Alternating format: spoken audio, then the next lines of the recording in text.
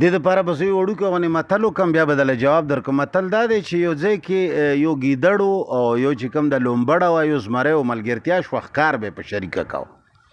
نو یوه ورځ یې درې ښکاره وکړل، یو یې غالبا چې زیبرا یا خر مات که، بل یې بارسنګه وه، بل داسې وړوکی غونې شی خرګوش و. نو دې ګیدړ ته زمري ووایي چې وروره تقسیم وکړه، ښکار خو شوی دی.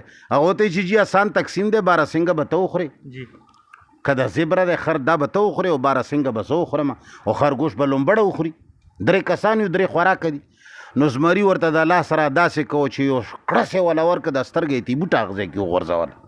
لومبړې ته یې ووایي چې خورې ته تقسیم وکړه. هغې ورته ووایي چې جي تقسیم خو ډېر آسان دی، زیبره که دا خر دی دا ته اوس وخوره او د بارسنګه بېګاله په خوراک کې وخوره او د خرګوش سهار ناشته کې وخوره.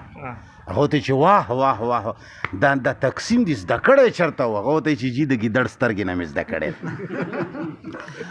دا خلک چې وایي چې د 1200 سال کې تر اوسه چا د دې کتاب د خبرې نه انکار ونه که، نو دا ولې دا د دغې فتوې نه خلکو یره کړې ده چې چا هم په دې کتاب باندې، چونکې دا ایرانیانو په اتفاق سره، دا ټول ایرانیان دي چې د څومره زموږ د صحاح سته او مصنفین دي دا ټول ایرانیان دي.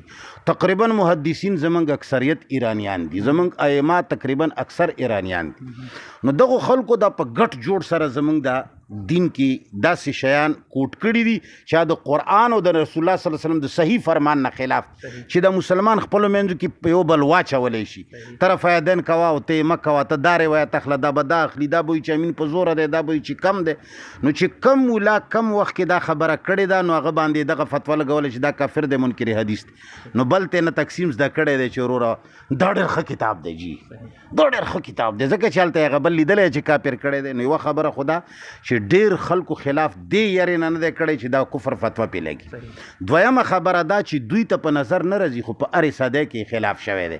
دا ما چې کوم دا 700-800 حوالې د کتابونو ورکړي دي، په دې کې امام دارقطني صاحب هغه د بخاري صاحب په وخت کې تېر دی، هغه په هغه وخت کې رد کړی دی او په 200 روایتونو یې کلام کړی دی. امام یحیی الزهلي دا د امام بخاري استاذ دی، دا د پې رد کړی دی چې امام بخاري ښه سړی نه دی.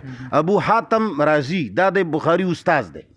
امام ابو زرعه دا د امام بخاري په استادانو کې دی، غټ سړی دی، هغوی پې باندې رد کړی دی چې دا ښه سړی نه دی او دا کتاب کې ګډوډ شته. نو رد په هرې زمانې کې شوی دی، خو د رد والا خلکو دومره رټلی دي چې نورو خلکو ته ځان بچ کړی دی چې اوس په ما دا فتوا ونه لګي، کتاب دې بلا وخوري، روایت دې وخوري، خو چې زه بچ شم. تا ته پته ده د رسول الله حرمت خلکو ته د ځان نه خوږ نه دی.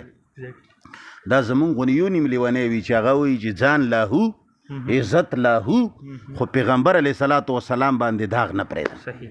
تھینک یو، ډېره مننه.